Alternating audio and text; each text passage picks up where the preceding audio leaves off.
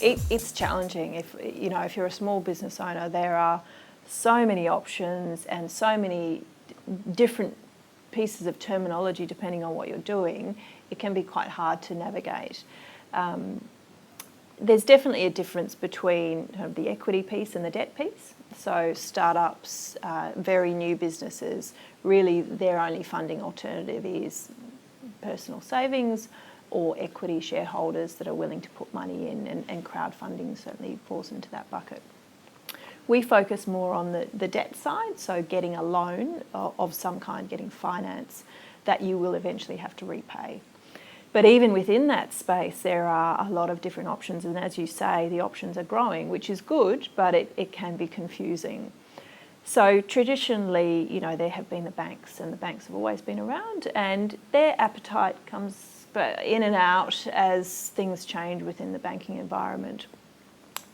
Generally speaking, if you don't own a property, it is going to be very difficult to get a loan from a bank. Particularly if you're a smaller business. There are some exceptions, but it's safe to say it's very difficult. If you fall outside of that bucket, there are still other options.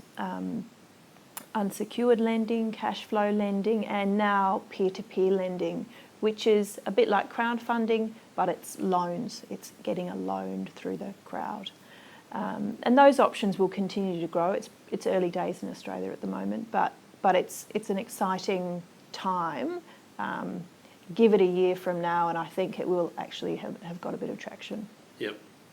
So with all these sources of funding available, there's obviously not a single point anywhere out there where they can just go and get an overview of everything that's available.